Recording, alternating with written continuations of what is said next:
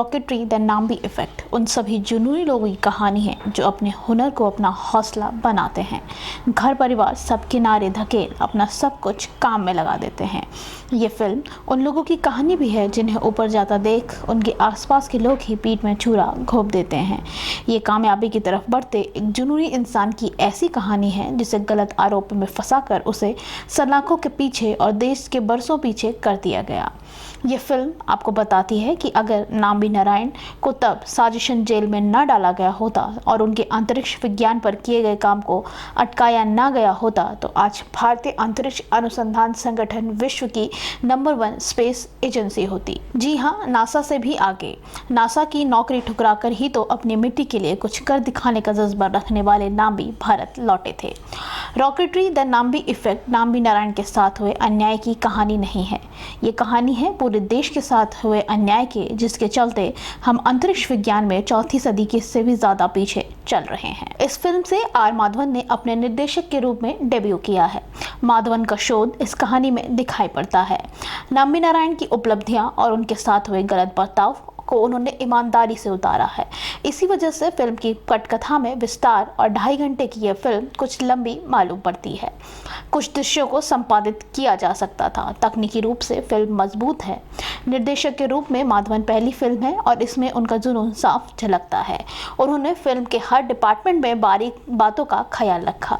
Film में TV journalist के रूप में शाहरुख खान की मौजूदगी अच्छी लगती है और वह कहीं भी अपने स्टारडम के साथ हावी होने की कोशिश नहीं करते हैं। पर्दे के पत्रकार को इतने विनम्र रूप में देखकर भी आप चकित हो सकते हैं। सभी कलाकार अपने किरदारों में सटीक हैं। Film rocketry the Nambi effect 2000 से कम स्क्रीन पर रिलीज हुई है। शुरुआती रुझान के मुताबिक फिल्म ने पहले दिन करीब 2 करोड़ रुपए का कारोबार किया।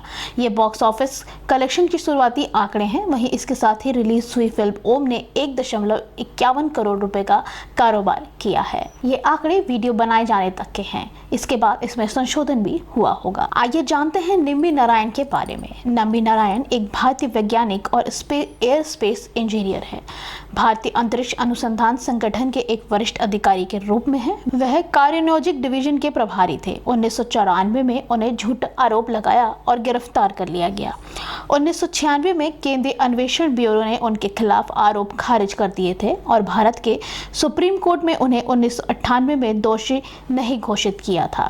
2018 में दीपक मिश्रा की पीठ के माध्यम से सुप्रीम कोर्ट ने नारायण को 8 सप्ताह के भीतर केरल सरकार से वसूलने के लिए 50 लाख का मुआवजा दिया और सर्वोच्च न्यायालय ने सेवानिवृत्त सुप्रीम कोर्ट के न्यायाधीश टी.के. जैन की अध्यक्षता में एक समिति गठित की नारायण की गिरफ्तारी में केरल पुलिस के अधिकारियों की भूमिका में पूछताछ करें। नारायण ने पहली बार 1966 में Thumba equatorial rocket launching station Thumba Thiruvananthapuram में इसरो के अध्यक्ष विक्रम साराभाई से मुलाकात की, जबकि उन्होंने वहां एक पेलोड इंटीग्रेटर के रूप में काम करने का मौका मिला।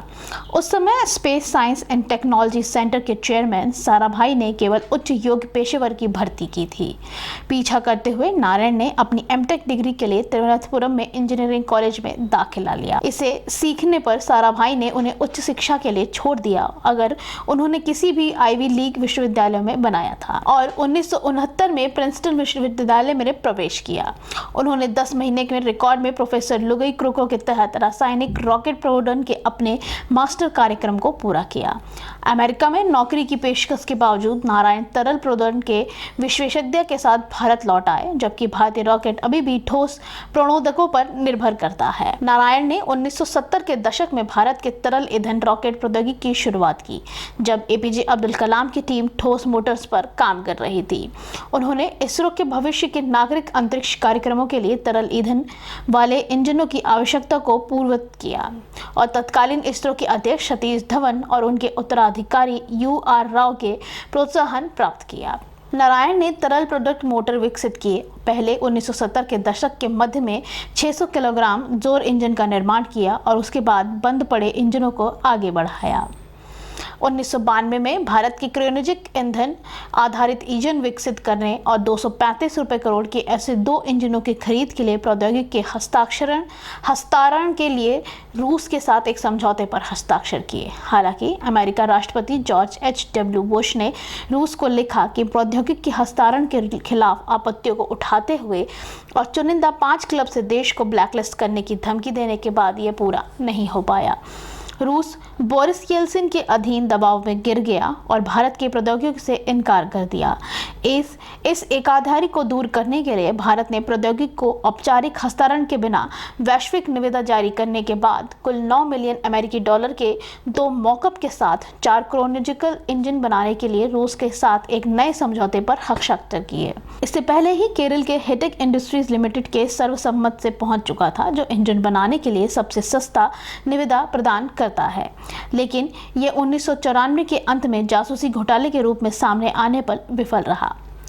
फ्रांसीसी सहायता के साथ लगभग 2 दशकों तक काम करने के बाद नारायण की टीम ने पोलर सैटेलाइट लॉन्च वाहन के समेत कई इसरो रॉकेट्स द्वारा इस्तेमाल किए गए विकास इंजन का विकास किया, जिसने चंद्रयान 1 को 2008 में चंद्रमा में ले लिया। विकास इंजन दूसरे में उपयोग किए जाते हैं और PSLV का मंच और जियोक्रोनिक्स सैटेलाइट लॉन्च वाहन की दूसरी और 4 स्ट्रैप अन्य चरणों के रूप में है। जाने कब लगा नारायणों पर जासूसी का आरोप।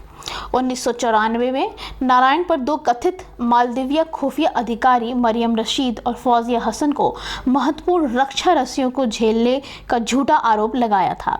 रक्षा अधिकारियों ने कहा कि रहस्य रॉकेट और उपग्रह लॉन्च के प्रयोगों से अत्यधिक गोपनीय उड़ान प्रशिक्षण डेटा से संबंधित था।